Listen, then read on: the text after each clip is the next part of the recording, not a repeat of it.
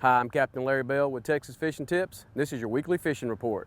Up here in Belden Lake, all up and down the shoreline right here off the shale, it's on the back side of this.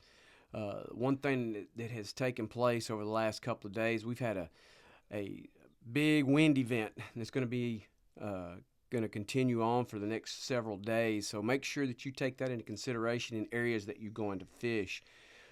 Big, heavy winds, super windy. Just 25 plus mile an hour winds going to make fishing very difficult. Stuff to take in consideration to try to get you some protected shorelines.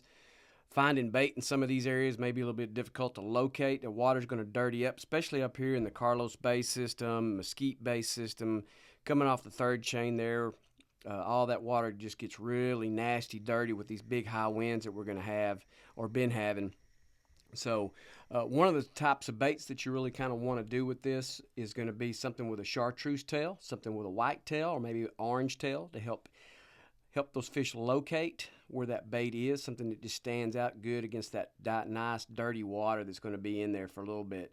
Now, up here in Belden Lake, the good thing about this is it's on a protected shoreline, this back side here. So one thing that you can do is get up there, get tight against that shoreline, depending on what your tides are. We've had some tides have dropped out on us again, so hopefully some of this wind that we're going to be having the next few days is really going to push it back in here for us to help give us more areas to fish. When you're working all this area up in here from the mouth of it here coming off the old ICW there that goes between Mesquite and Carlos, get up here on this edge right here. There's a little bit of a grass line edge that's there. It's nice, good mud that's in there.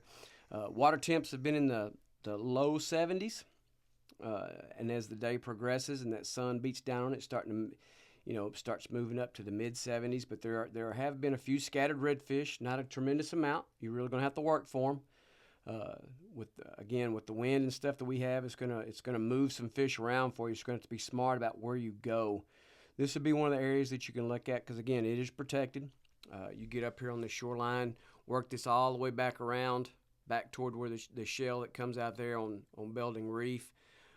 Work out if you can work the outside of it, do that because it'll be protected as far as water being calmer for you, but you're still going to feel the effects of the wind. So make sure that you got your boat secure. It's going to put a lot of pressure on those power poles. So if you have a conventional anchor, I would suggest that you use it and put that bow into the wind so it's not going to put as much pressure in there because it's the type of winds and how rough it can be. It can snap your power poles. I know they're a great product, but even those have a breaking point. So just be extra careful with it. Safety is always important, especially in these conditions.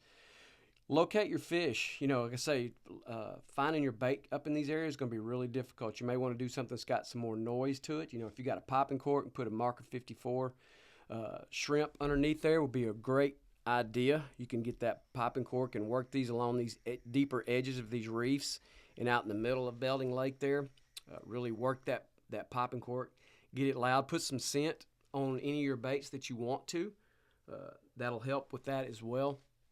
Anything that you can do to help these fish locate the bait that you're throwing, something that's got a big paddle tail, dapper. They've got a nice big, probably a nickel size paddle on the back side of that, so it puts off a lot of vibration.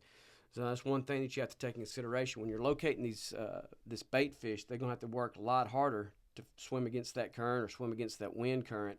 So when they do that, they put off a lot of vibration. So something that would be similar to that would again be that dapper. Up in here in the third chain on the inside there, inside that big shell bar there, another area that you can get protection from the wind as far as the water beating you up, but you're still going to feel the effects of the wind up in this area. There's been scattered black drum that's been in here. There's been some redfish in here. There's been some trout that's been in here.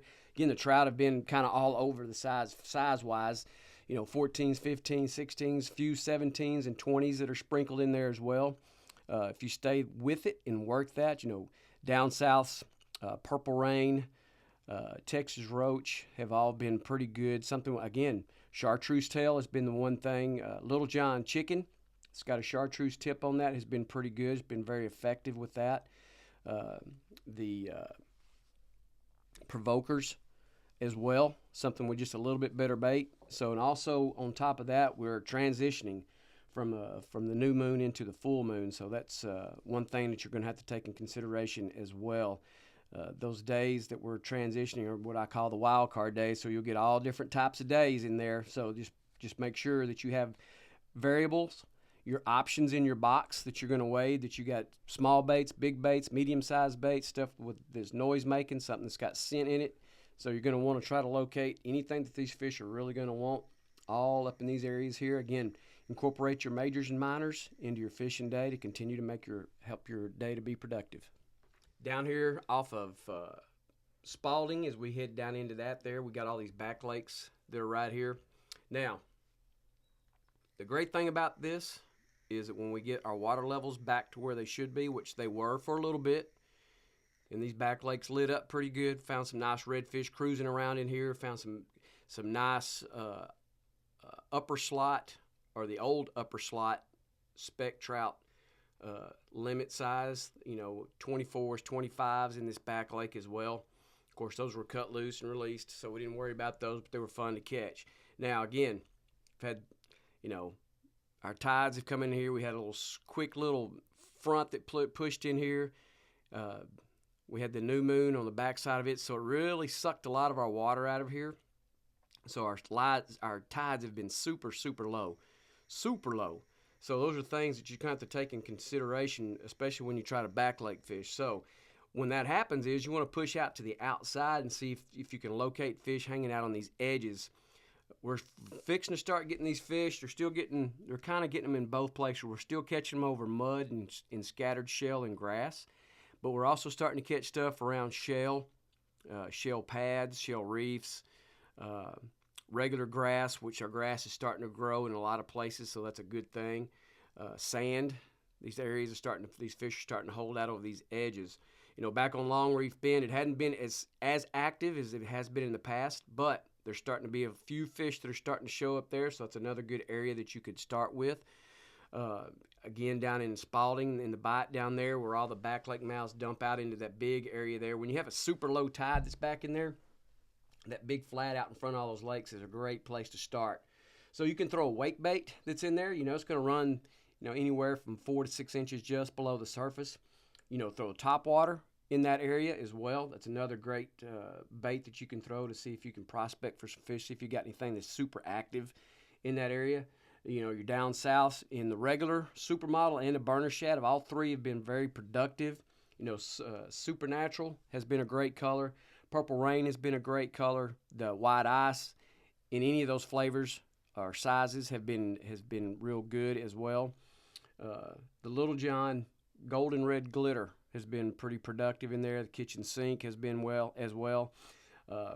Another bait that's in there, the Provoker. Any of those have been really productive in this area here. When you get the opportunity and you can get in those back lakes, whether you're wading down through the mouth of it, if you're on a trolling motor and you're pushing your boat down it, whatever you're doing, when the water level gets right, get back in those back lakes and work those areas back there with a topwater bait or just below, like a double D, a subsurface that is ascend a little bit for you. You can really locate some nice fish that are hanging back there in those big, nice, beautiful potholes as long as you got some bait working back there. You got to have a food source for these fish to want to be back in there, and there needs to be enough water for that to take place. If you're not comfortable with that and don't want to do that, stay out front. Fish the mouths. Fish the guts of the mouths. Fish out away from the mouth. There's a bunch of scattered shell in some of this area. You've got some scattered grass in some of these areas. You've got some nice shell pads in this area. All this in here. Any of those baits, again, working your majors and minors. It's always important to incorporate that. With these big winds that we're going to be having for the next couple of days, 3 days, whatever it's going to be, this wind event that's taking place, you really want to make sure that you got yourself set up to where you can fish that and not just get beat up by it. It may be a little rough ride getting out to that location, but it can be done. Take your time. Safety is always an important thing, especially in that particular kind of wind event that's going to be taking place. Again, if you got a conventional anchor, I suggest using it. Put the bow into it and let it take it. But work all this area here. There's been a good amount of bait here. There's been some nice scattered redfish in here and a few scattered trout and black drum all working up in this area. St. Charles Bay. Get up there on Egg Point. this is going to be another one of those areas that you can find protection back in here. St. Charles Bay can get rough, especially with the right kind of wind blowing down the middle of it, which we're going to have for the next few days. So take that in consideration. Work all the way up to Egg. Get on the backside of Egg. Get down there on the backside of where Boy Scout camp is, that whole shoreline that's back in there. All those areas there, you'll get a lot of protection for this big wind that we're going to be having. Over in the cow chip area, big and little sharp, might be a little bit too much rough. Then you get down on that west shoreline, get down in there and get in Cavasso. Those areas have all been pretty productive for the most part. The baits that have been most productive for me back in those areas, I'm starting with a topwater bait to kind of play with, just to see if I can get any type of action off. If nothing's happening, if I'm getting some blow-ups but no takes, then I'm going to go to either a double D, or I'm going to put my plastic on, the Little John, depending on the situation with what we got going on with the moon. So again, we're in a transition phase. So we're on the backside, transition away from the new moon, headed toward the full moon. So you got a 10-day transition period or wild card days that are in there. So that's where you can try all different kinds of baits. If you're not getting activity on one particular bait, change it out. Go to something smaller, or go to something bigger, or go to something medium size, something that's got a little bit more noise to it, maybe scented. All those different types of baits to help you locate what your fish are wanting. And fish will dictate what they want if you pay attention to what they're wanting. You can catch fish on a couple of different sizes, but then when you start to kind of develop a pattern. Other thing too is make sure that you're paying attention to where you're catching the fish. Are you catching them on the windward side of a shoreline, or are you catching them on the leeward side of the shoreline? And that'll be another pattern that you will continue to look at and to pay attention to continue to locate your fish when you decide to move from one location to the next. Work that major and minor into your fishing day in those areas. Again, we've had big moving tides. It's moved a lot of our water out of here. That should be coming back here with these winds. Should push a lot of water back into our system. So that'll open more water up for you. You can either push to the back side of St. Charles, to the very back there. Other thing to take in consideration too in St. Charles Bay from this day moving forward, or this time of year moving forward, once that water temp is up in the 70s like it is now, that makes those alligators back in there nice and active. So make sure you are aware of that and you're taking that in consideration if you're going to wade in some of these areas. So and you may just want to fish it from the boat and drift it, or use your trolling motor and work the shorelines to that effect. Me personally, I don't want to contend with any type of those guys, so I just stay away from it as much as I can. But that said, they will start to become active and get in those areas, so take that in consideration. Work all these areas really well. Like I say, your topwater baits, your down south, your Little Johns as far as your mirror lures go, provokers, marker 54 jerk shrimp, the mullet run, any of this stuff all becomes into play right now. So if you got a little bit of everything, that's great. There's fish located in lots of these different areas. You may not pull out a bunch in one particular spot, but if you continue to be patient and go hit 2, 3, maybe 4 spots, you'll get your fish. You'll find your redfish. You may find a few scattered trout. And again, if you haven't heard or didn't know, the new trout limit's 17 to 23, 3 fish.